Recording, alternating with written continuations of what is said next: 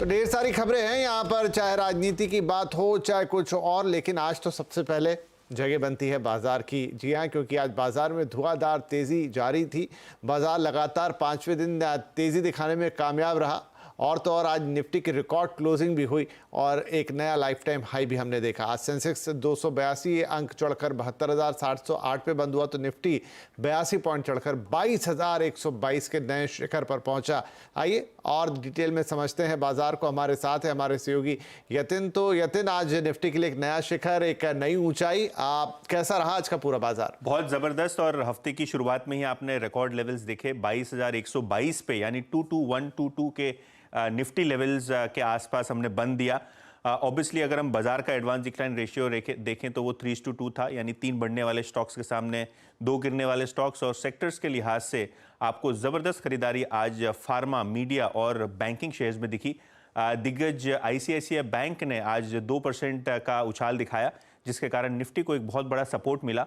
Overall अगर हम देखें तो थोड़ी बहुत बिकवाली आपको फार्मा और रियल एस्टेट शेयरों में दिखी और पीएसयू बैंक्स में दिखी, लेकिन सिलेक्टिव बाइंग के चलते आपको बहुत ज़बरदस्त मोमेंटम आज के सत्र में सेकेंड हाफ में आता हुआ दिखाई पड़ा। ओवरऑल अगर हम बात करें बाजार की तो नए शिखर पे है बाजार और बहुत आपको ज़बरदस्त रिटर्न मिड कैप के शेयरों में भी आज के सत्र में आता हुआ दिखाई पड़ा। राइट, तो अगर हम बात करें इन टर्म्स ऑफ शेयर्स, तो आज के टॉप परफॉर्मर्स कौन से रहे? तो आज अगर हम देखें तो ग्रासिम निफ्टी का टॉप गेनर बना और इसी के साथ बजाज फिनसर्व, बजाज ऑटो जैसे काउंटर्स में भी जम के खरीदारी रही। सिप्ला भी लगभग 2% की तेजी के साथ बंद हुआ रिकॉर्ड लेवल्स पे। लूजिंग साइड पे obviously some profit taking L and T और एसबीआई लाइफ जैसे काउंटर्स में दिखाई पड़ी। कोल इंडिया, क्योंकि ई ऑक्शन के जो दाम है वो गिर चुके हैं, ये बयान के बाद शेयर में लगभग 4% का डिक्लाइन आपने देखा। और विप्रो में भी थोड़ी बहुत ऊपर के लेवल से मुनाफा वसूली आपको आती हुई दिखाई पड़ी। लेकिन सारा का सारा एक्शन आज मिड कैप शेयरों में था। बहुत सारे काउंटर्स जैसे कि एमआरपीएल 18% ऊपर चढ़े। इनफैक्ट पिछले 2-3 हफ्तों में ही एमआरपीएल के शेयर में 50 से 60% के रिटर्न हमने देखे हैं। जेबीएम ऑटो 18% ऊपर, आर्चिन केमिकल, रेन इंडस्ट्री जैसे केमिकल शेयरों में भी आपने 8 से 9% की तेजी देखी है। फ्लिप साइड पे अगर हम देखें तो थोड़ी बहुत profit taking home first finance, Motilal Oswal और 5 स्टार फाइनेंस जैसे एनबीएफसी काउंटर्स में दिखाई पड़ी। और सेंचुरी प्लाई में भी आज आपने 3% तक के कट्स आते हुए देखे। जी यतिन, बहुत शुक्रिया। तो बाजार में आज भी तेजी का माहौल और नए शिखर पर निफ्टी, ये था मार्केट का राउंड अप। बाजार ने तेजी का नया चौका लगाया है। इस पर सीएनबीसी आवाज़ के मैनेजिंग एडिटर का कहना है कि अभी निफ्टी बैंक की तेजी के बाद बाजार में और ज़्यादा तेजी आएगी। अनुज सिंघल ने यह भी कहा कि आज बाजार में इस वक्त जो है इलेक्शन रैली की शुरुआत हो गई है और कुछ दिन बाद 22,500 तक के भी निफ्टी के स्तर देखने को मिल सकते हैं। ऑल टाइम हाई पर मार्केट, बहुत शानदार मूव रहा मार्केट के लिए। और एक चीज़ मैं कहूँगा कि पिछले बार जो हमने ऑल टाइम हाई लगाया था उसके बाद से इस बार ऑल टाइम हाई लगाने में सिर्फ लगे 11 दिन। लेकिन इस बीच में क्या हुआ? इस बीच में मार्केट निफ्टी 22,126 वाला गिरकर 21,530 तक आया। 21,530 तक वो जिस पेस से आया उससे डबल पेस में 21,530 से फ्रेश ऑल टाइम हाई। और कुल मिलाकर 5 दिन लगे मार्केट को, 6 दिन लगे मार्केट को इस करेक्शन में, 5 दिन लगे मार्केट को इस करेक्शन को पूरी ख़त्म करने में और नया ऑल टाइम हाई लगाने में। ये क्या बता रहा है आपको कि हम एक बहुत बड़ी बुल मार्केट में हैं, जहाँ पर मार्केट अब तैयार है 22,000 के ऊपर ट्रेड करने के लिए। 2 बार मार्केट पहले इस लेवल के ऊपर निकल चुका था, दोनों बार टिक नहीं पाया था। इस बार मार्केट टिकने को तैयार है और उसका सबसे बड़ा एग्जांपल है कि एचडीएफसी बैंक के पार्टिसिपेशन के बिना मार्केट का चलना। आज के ट्रेड में भी एचडीएफसी बैंक ने 1% का साथ नहीं दिया, इनफैक्ट नेगेटिव कॉन्ट्रीब्यूशन दिया। उसके बावजूद मार्केट चला क्योंकि मार्केट को नई लीडरशिप मिल रही है। रिलायंस फॉर एग्जाम्पल एक बड़ी लीडरशिप ले रहा है। ऑटो स्टॉक्स में एक वन वे रैली है। बजाज ऑटो जैसे स्टॉक्स अगर आप लार्ज कैप में देख रहे हैं या फिर अगर आप एफएनओ स्टॉक्स में देख रहे हैं तो बॉश जैसे स्टॉक, ऑटो और ऑटो एंसिलरी, यहाँ पर बहुत तगड़ा मोमेंटम है। आईटी में आज जरूर थोड़ी सी वॉलेटिलिटी देखी, लेकिन अदरवाइज ये इंडेक्स काफ़ी स्ट्रांग रहा है। और उसके अलावा आप अक्रॉस द बोर्ड देखेंगे तो सारे सेक्टोरल इंडेक्सेस मोस्टली, सिर्फ बैंक निफ्टी को छोड़ दीजिए और सिर्फ निफ्टी आईटी को छोड़ दीजिए, तो सारे sectoral indexes life time high पर हैं। जबकि आपके 2 सबसे बड़े सेक्टोरल इंडेक्स बैंक निफ्टी और Nifty IT life time high पर नहीं है। अगेन ये आपको बता रहा है कि मार्केट में समय मोमेंटम काफ़ी स्ट्रांग है। जहाँ तक बात यहाँ से आगे क्या उसकी है, तो मार्केट में अब एक प्री इलेक्शन रैली की शुरुआत हुई है। इनफैक्ट मैं आज के इस मूव को एक प्री इलेक्शन रैली से जोड़ूंगा और मेरा ये मानना है कि आगे जाते हुए आपको 22,500 शायद इसी सीरीज़ में देखने को मिल जाए, जिस तरीके का मार्केट में मोमेंटम है। और मार्च सीरीज़ में फिर वो जो हमारा मैजिकल एक नंबर है निफ्टी पर 2, 3, 4, 5, 6, उसके भी दर्शन होंगे। स्ट्रैटेजी आपकी यही रहनी चाहिए कि आप खुद ना निकलें इस मार्केट से, मार्केट को निकालने दें वाया ट्रेलिंग स्टॉप लॉस। और इस समय ट्रेलिंग स्टॉप लॉस अब आपका हो जाना चाहिए करीब करीब 21,950 से 22,000 क्लोजिंग बेसिस पर। वैसे मुझे लगता नहीं कि अब दोबारा उसके दर्शन होंगे जिस तरीके से मार्केट में इस समय स्ट्रेंथ है। तो अनुज सिंघल कह रहे हैं कि का बुल रन, बड़े बुल रन में हम हैं, उसकी शुरुआत से देख सकते हैं, और साथ में जो इलेक्शन रैली है उसकी भी वो एक शुरुआत प्रेडिक्ट कर रहे हैं और मार्केट के लिए नए लेवल्स बना रहे हैं। तो निफ्टी के रिकॉर्ड ऊंचाई को छूने पर कोटक एएमसी के एमडी नीलेश शाह ने कहा है कि आने वाले वक्त में भारत की ग्रोथ दुनिया की ग्रोथ से ज़्यादा होगी और इस तेज़ी में ऑटो, सीमेंट, रियल एस्टेट कंपनियां बेहतर प्रदर्शन करती हुई नजर आएंगी। अभी भी कुछ ऐसे सेक्टर लगते हैं जहां पे ग्रोथ काफी अच्छी रहेगी। एक टॉप डाउन कहे तो भारत की ग्रोथ दुनिया की ग्रोथ से आगे होगी। पहले हम दुनिया की ग्रोथ ट्रेन के डिब्बे थे, दुनिया चलती थी, हम चलते थे। अब हम दुनिया की ग्रोथ ट्रेन के इंजन बन गए हैं। चाइना और अमेरिका के साथ हम चलेंगे, दुनिया चलेगी। तो जो भी डोमेस्टिक फोकस्ड कंपनीज है, चाहे ऑटो हो, सीमेंट हो, रियल एस्टेट हो, थोड़ा सा कंज्यूमर स्पेस में बॉटम फिशिंग करने जैसा लगता है, वो लोग आने वाले समय में मार्केट को आउट परफॉर्म कर सकते हैं। इधर बाजार के दिग्गज एक्सपर्ट और हीलियोस कैपिटल के फाउंडर समीर अरोड़ा का कहना है कि मर्जर के बाद एचडीएफसी बैंक का मार्केट कैप बढ़ा है और पीएसयू का पी भी एचडीएफसी बैंक से ज्यादा है। उन्होंने आगे कहा कि एसबीआई के बाद एचडीएफसी बैंक में होल्डिंग दूसरे नंबर पर है। पूरा एचडीएफसी के साथ मर्जर हो गया और उसके बाद तो 17-18 billion dollar, I forget the exact number, some 18 billion dollar market cap higher है। अगर आप देखिए पीएसयू बैंक्स की मल्टीपल हायर है। अब इतना भी तो नहीं हो सकता ना, कुछ हर चीज की कोई लिमिट होनी चाहिए। Management has to be on the front foot. They can't से आप हमें बताओ जी आपको निम चाहिए कि आपको ग्रोथ चाहिए। They have to guide the way these other companies guide. अभी टेक्निकली एसबीआई हमारी नंबर 1 होल्डिंग हो गई है और एचडीएफसी बैंक नंबर 2 हो गई है। ऑल्दो हम सबको बोलते हैं HDFC is our top holding, but because of price movement SBI number 1 हो गई। तो चलिए, ये तो आज के बाजार की पूरा लबुलुआब था और एक नए बुलरन में मार्केट और आज शानदार तेजी, निफ्टी का नया शिखर। लेकिन अब रुख करेंगे सियासत का। आज अमेठी में सियासी पारा हाई है। एक तरफ कांग्रेस सांसद राहुल गांधी अपनी भारत जोड़ो न्याय यात्रा को लेकर अमेठी पहुंच गए हैं, तो दूसरी तरफ केंद्रीय मंत्री स्मृति ईरानी जन संवाद विकास यात्रा कर रही हैं। स्मृति ईरानी अमेठी के गाँव में पहुंची है, जहां वो यात्रा के जरिए ग्रामीणों की समस्याओं को सुन रही हैं। आज स्मृति ईरानी 9 से ज्यादा कार्यक्रमों में हिस्सा लेंगी। वहीं राहुल गांधी अमेठी के बाबूगंज में एक रैली को संबोधित करेंगे। उनके साथ इस रैली में कांग्रेस अध्यक्ष मल्लिकार्जुन खड़गे भी शामिल होंगे। राहुल गांधी आज रात अमेठी में ही रुकेंगे और कल सुबह रायबरेली जाएंगे। राहुल गांधी की न्याय यात्रा के अमेठी पहुंचने से पहले समाजवादी पार्टी के अध्यक्ष अखिलेश यादव ने साफ कर दिया है कि वो इस यात्रा में शामिल नहीं होंगे। अखिलेश यादव ने कहा कि अभी कांग्रेस के साथ उनकी बातचीत चल रही है। सीटों के बंटवारे के लिए सूचियों का आदान प्रदान हुआ है। जब सीटों का बंटवारा हो जाएगा उसके बाद समाजवादी पार्टी कांग्रेस की न्याय यात्रा में शामिल हो जाएगी। बातचीत चल रही है, कई दौर में बातचीत हो चुकी है। कई सूचियां उधर से आई, सूची इधर से भी गई। जिस समय सीटों का बंटवारा हो जाएगा समाजवादी पार्टी उनके न्याय यात्रा में शामिल हो जाएगी। इधर कल बीजेपी के राष्ट्रीय सम्मेलन में प्रधानमंत्री नरेंद्र मोदी ने एक बार फिर अपने तीसरे टर्म की गारंटी दी। उन्होंने कार्यकर्ताओं में ऊर्जा भरने से काम करने का मंत्र दिया। पीएम मोदी ने कहा कि अगले 100 दिन नई ऊर्जा और नए जोश के साथ काम करने के हैं। उन्होंने कार्यकर्ताओं से कहा कि अगले 100 दिन में हर नए वोटर, हर लाभार्थी, हर वर्ग तक, समाज तक पहुंचना है और सबका विश्वास हासिल करना है। पीएम मोदी ने 2047 तक भारत को विकसित राष्ट्र बनाने की गारंटी दी। उन्होंने एक बार फिर आपकी बार 400 पार का नारा दिया और कहा कि दुनिया के बाकी देश भी बीजेपी की वापसी को लेकर आश्वस्त हैं। उन्होंने कहा कि चुनाव अभी बाकी है, लेकिन उनके पास जुलाई, अगस्त, सितंबर तक के निमंत्रण आ चुके हैं। उनका कहना था कि दुनिया भी जान रही है, दूसरे देश भी जान रहे हैं कि आएगा तो मोदी ही। भाजपा को 370 का माइलस्टोन पार करना ही होगा।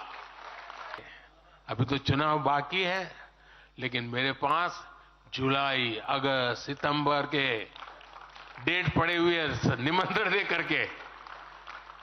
इसका अर्थ क्या है? इसका अर्थ है कि दुनिया के विभिन्न देश भी बीजेपी की सरकार की वापसी को लेकर पूरी तरह आश्वस्त है। वो भी जानते हैं, दुनिया का हर देश जानता है, दुनिया की हर शक्ति जानती है, आएगा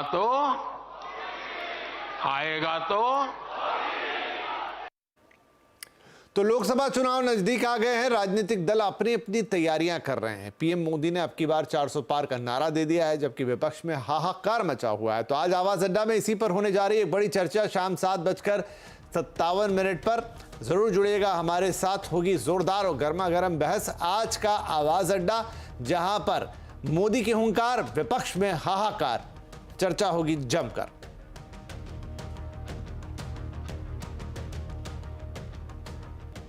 इधर आज प्रधानमंत्री नरेंद्र मोदी उत्तर प्रदेश के दौरे पर हैं। पीएम मोदी लखनऊ में यूपी ग्लोबल इन्वेस्टर समिट की ग्राउंड ब्रेकिंग सेरेमनी में शामिल हुए। इस दौरान उन्होंने यूपी में 10 लाख करोड़ रुपए की 14,000 परियोजनाओं की शुरुआत की। इन परियोजनाओं से यूपी ने 34 लाख से ज्यादा नौकरियां मिलने की उम्मीद है। मुख्यमंत्री योगी आदित्यनाथ ने पीएम मोदी का स्वागत किया। इस कार्यक्रम में देश विदेश के प्रमुख उद्योगपति, राजदूत, उच्चायुक्त और अन्य विशिष्ट लोग शामिल हुए। प्रधानमंत्री मोदी ने कहा कि यूपी में एक ऐसा माहौल बना है जिसके हर तरफ से विकास की खबरें सामने आ रही हैं। पीएम ने कहा कि विकसित भारत के लिए विकसित यूपी जरूरी है। 7-8 वर्ष पहले हम सोच भी नहीं सकते थे कि उत्तर प्रदेश में भी निवेश और नौकरियों को लेकर ऐसा माहौल बनेगा। चारों तरफ अपराध, दंगे, छीना झपटी, यही खबरें आती रहती थी। उस दौरान अगर कोई कहता कि यूपी को विकसित बनाएंगे तो शायद कोई सुनने को भी तैयार नहीं होता, विश्वास करने का तो सवाल ही नहीं था। लेकिन आज देखिए, लाखों करोड़ रुपए का निवेश उत्तर प्रदेश की धरती पर उतर रहा है। और मैं उत्तर प्रदेश का सांसद हूं, और मेरे उत्तर प्रदेश में जब होता है तो मुझे सबसे ज्यादा आनंद होता है। उत्तर प्रदेश के मुख्यमंत्री योगी आदित्यनाथ ने यूपी का नया फुल फॉर्म बताया। उन्होंने कहा कि यूपी का मतलब अनलिमिटेड पोटेंशियल। उन्होंने बताया कि यूपी को अब तक करीब 40 लाख करोड़ के निवेश के प्रस्ताव मिल चुके हैं। योगी ने कहा कि यूपी में निवेश यानी सुरक्षित निवेश। उत्तर प्रदेश जिसके नाम से 2017 और 2014 के पहले लोग घबराते थे, आने से कतराते थे, आज वही यूपी यानी अनलिमिटेड पोटेंशियल, हर एक व्यक्ति की जवाबदेही है और नीतियों में पारदर्शिता भी। उत्तर प्रदेश हर निवेशक का सम्मान करता है। अब तो लोग कहने लग गए हैं कि सुरक्षित निवेश यानी उत्तर प्रदेश। एक अभिनव प्रयास करते हुए हमारी सरकार ने प्रदेश में एफडीआई और फॉर्चून ग्लोबल 500 कंपनियों के निवेश को आकर्षित करने के लिए भी एक समर्पित नीति घोषित की है। चलिए, तो यहां पर खबरों में ले लेते हैं एक छोटा सा ब्रेक, लेकिन ब्रेक के उस पार कुछ और अहम खबरें आपके लिए। आने वाली कंपनियों के लिए एक बड़ी खबर है। दूरसंचार विभाग इस हफ्ते से टेलीकॉम इक्विपमेंट बनाने वाली कंपनियों को पीएलआई देना शुरू करेगी। सूत्रों के मुताबिक करीब 400 करोड़ रुपए के इंसेंटिव कंपनियों को दिए जाएंगे। डिटेल्स लेते हैं अपने संवाददाता असीम मनचंदा से। असीम, क्या खबर है, किस लिहाज से, किस तरीके से बांटे जाएंगे ये पीएलआई? देखिए, 2 साल पहले टेलीकॉम इक्विपमेंट प्रोडक्शन को बढ़ावा देने के लिए सरकार प्रोडक्शन लिंक इंसेंटिव स्कीम लेकर के आई थी। इसमें 4 से 7% के इंसेंटिव सरकार कंपनियों को देती है। तो अगर मैं 2021 और 22 की बात करूं तो कंपनियों को 35 करोड़ रुपए के आसपास का इंसेंटिव रिलीज सरकार की तरफ से किया गया था। लेकिन उसके बाद कंपनियों ने काफ़ी तेजी से अपना प्रोडक्शन बढ़ाया। अगर अब तक कंपनियों ने करीबन 3000 करोड़ रुपए के आसपास का निवेश किया है और 9000 से ज़्यादा के इक्विपमेंट को एक्सपोर्ट भी कर चुकी है। तो सरकार अब इन कंपनियों के जो क्लेम्स है उसको वेरिफिकेशन कर रही है और इनको इंसेंटिव रिलीज करने की तैयारी कर रही है। जो मैं सूत्र बता रही है कि कंपनियों को कुल 400 करोड़ रुपए के इंसेंटिव्स जो है वो रिलीज किए जाएंगे।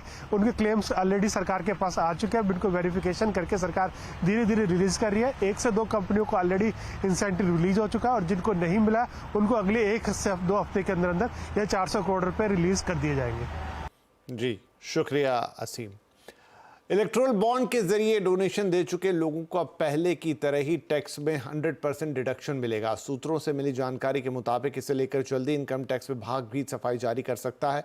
ज्यादा डिटेल्स के साथ जुड़ गए हैं आलोक प्रियदर्शी। आलोक, क्या डिटेल्स हैं इस खबर पर? बिल्कुल, देखिए, पॉलिटिकल फंडिंग के लिए इस्तेमाल हो रहे इलेक्टोरल बॉन्ड पर भले ही सुप्रीम कोर्ट ने रोक लगा दी है और इसे असंवैधानिक करार दिया है, लेकिन टैक्स के मोर्चे पर कारपोरेट्स, इंडिविजुअल्स और फर्म्स को रिलीफ जारी रहेगी। दरअसल सीएनबीसी आवाज को सूत्रों से जानकारी मिली है कि सीबीडीटी जो इनकम टैक्स का मेन विभाग है वो इसको लेकर एक क्लैरिफिकेशन जारी कर सकता है और क्लैरिफिकेशन ये हो सकता है कि जिन कारपोरेट्स, फर्म्स और इंडिविजुअल्स ने साल 2023-24 में इलेक्टोरल बॉन्ड खरीदा है और उसे पॉलिटिकल पार्टीज को फंडिंग के लिए दे दी है और वो जो इलेक्टोरल बॉन्ड हो अगर इनकैश हो चुका है, ऐसे में उन्हें जो इनकम टैक्स के तहत डिडक्शन है जो कि 80GG के तहत मिलता है वो जारी रहेगा। जो 80GG सेक्शन है उसके तहत पॉलिटिकल फंडिंग पर 100% डिडक्शन मिलता है। तो ये एक बड़ी सफाई इनकम टैक्स डिपार्टमेंट की तरफ से आ सकती है। मैं बता दूं कि 2017 से इलेक्टोरल बॉन्ड शुरुआत हुई थी और अभी तक इसके 30 ट्रांच जारी हो चुके हैं और जो लेटेस्ट ट्रांच है वो जनवरी में जारी हुआ था, 30वां ट्रांच था और अभी तक करीब 16,500 करोड़ रुपए के इलेक्टोरल बॉन्ड जारी हो चुके हैं, यानी कि पॉलिटिकल फंडिंग के लिए इसका इस्तेमाल हो चुका है। तो कुल मिलाकर जिन लोगों ने अभी तक पॉलिटिकल फंडिंग के लिए इलेक्टोरल बॉन्ड खरीद के पॉलिटिकल पार्टीज को इस साल में दे दिया है, डिपॉजिट कर दिया है, वो इनकैश हो चुका है, ऐसे लोगों को जो इनकम टैक्स के तहत जो रिलीफ है, डिडक्शन है, वो 100% इस साल भी मिलेगा। जी, शुक्रिया आलोक। और अब बात करेंगे आज के कंज्यूमर अड्डा की। देश भले ही कोविड से उबर गया हो लेकिन इसका असर अभी बाकी है। जी हाँ, एक स्टडी के मुताबिक कोरोना की वजह से अब तक लोगों के लंग्स बीमार हैं।